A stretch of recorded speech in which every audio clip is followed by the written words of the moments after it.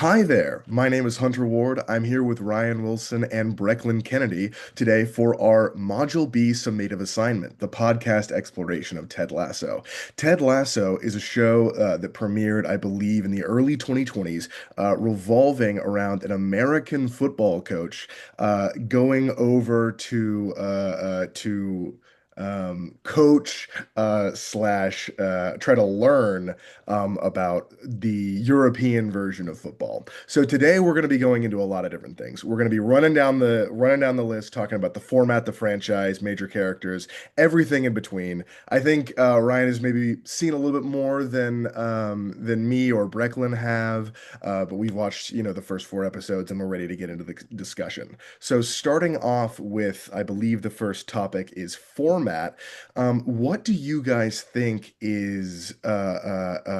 what do you guys think Ted Lasso is defined by? Do you think it's more of a sitcom? Do you think it trends towards drama? I'm really interested to know. Yeah, so me and Brecklyn were having this conversation earlier actually because I had it written down as a sitcom, and it might not be like more of that traditional sitcom where you've got live audience and all that in the background, but it does kind of follow that traditional format of being like 30 minutes, and it's episodic where it's like going through each episode has its own like story, and it's kind of following along in the series. But Brecklyn had something different that she shared with me. So, Yeah, so I thought I saw it more as like a drama and comedy, the dramedy section of it, just because I don't know, I thought it had a more like emotional side of it, rather than just the normal sitcoms.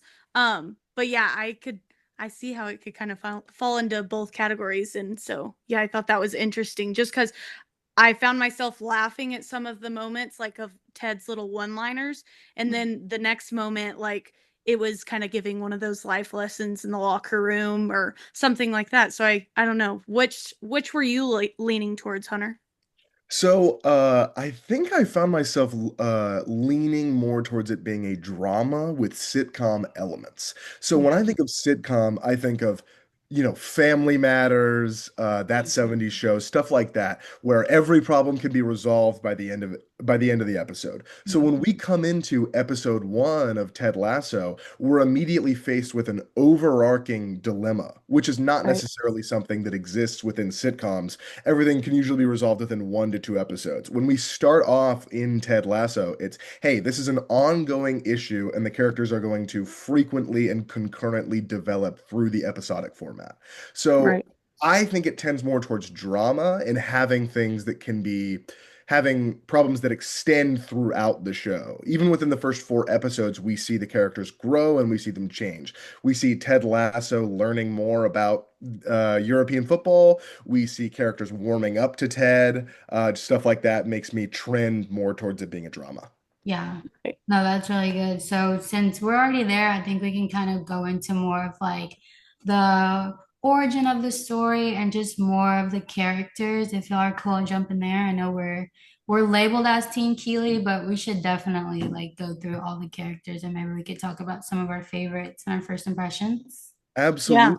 I think that you mentioned something about it being originally a skit of some sort. Mhm. Yes. So it it was like a plotted like parody from NBC Sports Premier League. Yeah.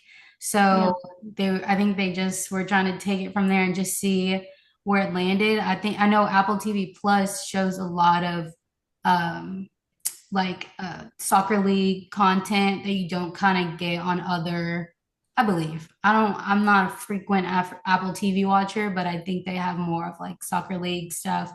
Whereas like on other streaming channels, you have like football, basketball, this, that, but they're like Right. mainly focused over there. I'm assuming, I think. Um, but yeah,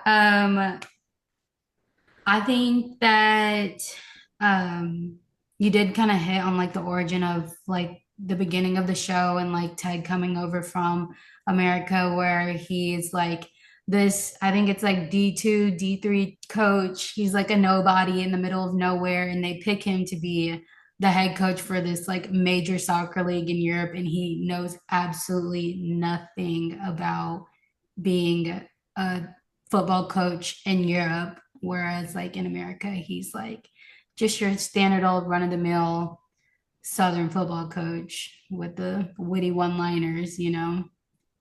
Yeah, Um, with all that being said, real quick, I don't mean to cut you off, but yeah, I found that interesting because right off the bat, the story's already not just about like football there, but it's also, I can't remember the first thing that I noticed, but like it's also him like getting kind of accustomed to living there. You know, like mhm, he was calling things, I think, practice, and they're not called, it's not called practice there, you yeah, know? So like, I don't know, I just thought it was interesting, like you can kind of just tell right off the bat, like, oh, this isn't going to be like to watch this series. You don't have to be a sports lover or a soccer lover. I don't know. I just thought that was pretty cool. Just the fact of, I don't know, that like the story was so much more than that.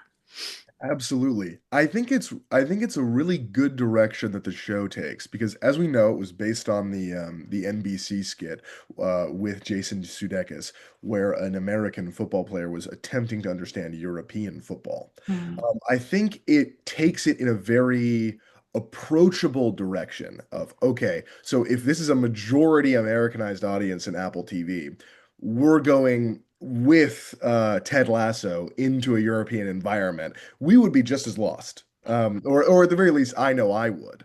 And it takes it just beyond that initial comedic level of that short skit, and I think it evolves over the course of a show, over the course of the show, to take on different topics, not just humor, but also, as Brecklyn said earlier, rationalizing and adapting to a different environment, a completely different environment.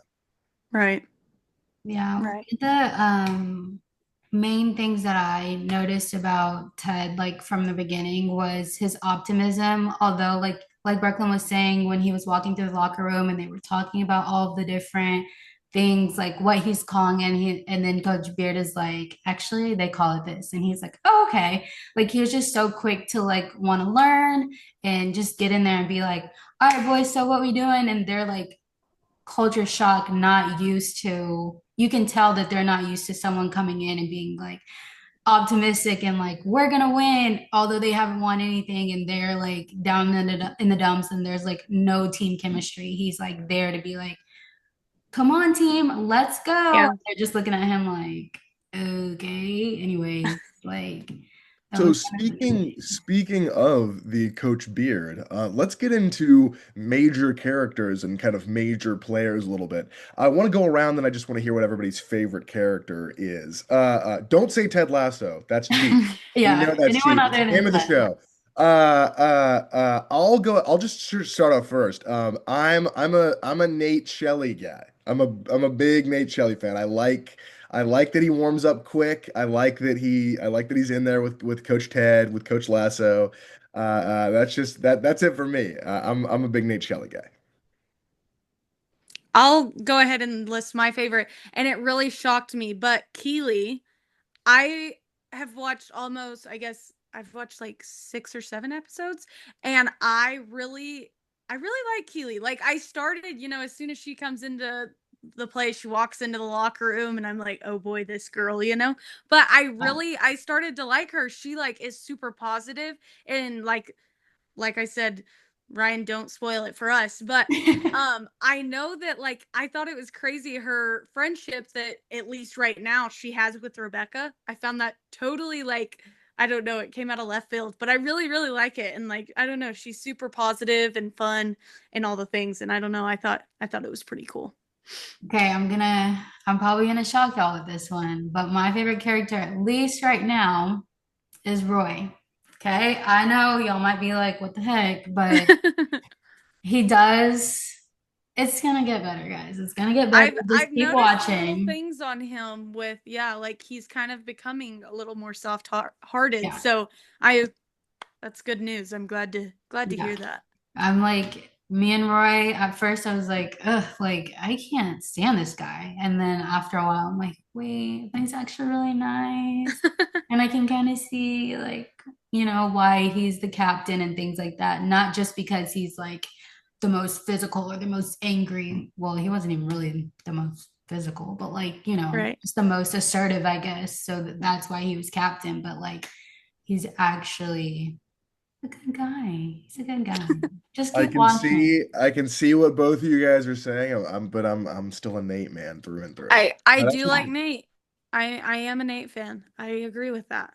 I did want to say, just as we kind of move on from major characters a little bit, so just to talk about the setting and kind of the story universe of Ted Lasso. So this is no science fiction or fantasy. This is the Britain that maybe we love and hate, or love Mhm. and love. And we're just really getting into like kind of sports culture. How well do you guys think that the show identifies with and portrays kind of the overarching culture in regards to European football?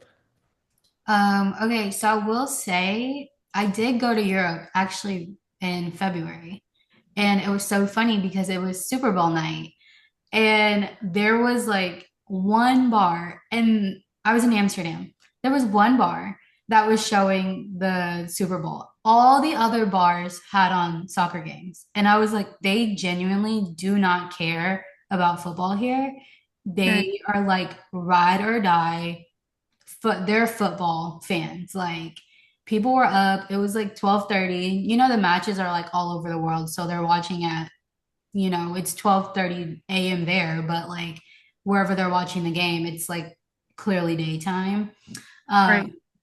And they did an amazing job like capturing that essence, like especially with May's bar where we have like those three guys that are just like constantly there. They're always there. They're rooting for their team, whoever's like coaching. They're like there. And I think it just showed like really good I guess like I don't know, camaraderie in regards to the sport. Yeah, Yeah. that's an interesting look at it especially since you've been there. That's awesome. Yeah. It was cold. I think I agree with you a lot. I do believe that I think the show does a great job of keeping sports as kind of the main focus, but also not so much so that it loses people that aren't interested in sports. Yeah. Still a lot of comedy, still a lot of drama going on, even though it's centered around sports. It really keeps a great kind of connection going with its roots, even as it expands. And I Yeah. think that leads us good. I think that leads us very naturally into a discussion about tone. Mhm. Um, I think it does a very good job personally of balancing humor and emotional depth. Because I mean, you have moments in in the first episode of the show where Ted is adjusting to kind of like what the sport is, knowing nothing about sports and I mean European football, and needing Coach Beard to kind of step in, having done a little bit of research there. But also dramatic moments like the kind of like the emotional heartening in the second episode where Ted Lasso's kind of repeatedly gifting biscuits to Rebecca, and there's kind Yeah. of that warm. There's a little bit of humor there, but there's also warming up to each other. And I think it balances both really well. But I wanted to get you guys' thoughts on that. Yeah, I totally agree. That's something that I've thought the whole series since like episode 1. But yeah, I think that they use like comedy and heartbreak and balance them out kind of during the whole show. And like I found it interesting especially like looking at the things that we need to hit on for this assignment and like then thinking back and while continuing the show. But I thought like each episode kind of has a tone shift with it. Mhm. It kind of starts out lighter and then by the end of the episode it ends deeper. And so I just thought that was kind of interesting, and especially to I feel like I've never really focused as much while I'm just like watching a show until this one. So it was interesting to like notice and point out those things Yeah. while watching it. It's kind of like what Dr. Peasley was mentioning in the mini lectures, where there's like an ABC like storyline kind of Right. for like goal wise. There's always like this A goal that they're obviously gonna accomplish, but then there's like maybe like a B or C storyline that's like underlying that'll probably get spoken about in the next episode, and it may turn from like a B from that episode to the A Right. for the next episode, and that just kind of keeps you like hooked in. I will say we only have like a minute and 30 seconds left. I don't know if y'all can see the timer. I don't know how y'all want to. I can see it. So let's really quickly touch on the last two Okay. topics that we have yet to cover. So that leads us into theme, which for me, I'll just really quickly say I think that overall the main tone of the show, at least within the first 1 to 4 episodes, is leadership, the Mhm. development of leadership skills and learning and knowledge. That's what I think the overall theme of the first four is. Yeah, I agree with that. Oh, go go ahead. ahead, Ryan. No, you're good. You're good. No, I was just gonna say, yeah, like each episode, it shows how kind of Ted is leading, like the group, and they're all so different, but still, it all comes down to leadership. So I totally agree with you on that, Hunter. And Yeah. Okay, sorry, go great. ahead, Ryan. I And wrote then, down, oh, sorry, I wrote it down a little bit like he created like a sense of community that just wasn't there really amongst the team and really amongst the fan base, just kind of bringing them together because that's just the type of person that he is. He wants that, like, he has that like homier, like warm, inviting kind of feel to him. So I think that's kind of, I wrote community and like kindness, empathy, all those things. Yeah. Yeah. that's great. I don't believe we have too much time Yeah. left. I think we have like less than 30 seconds. So I'll just say really quick that the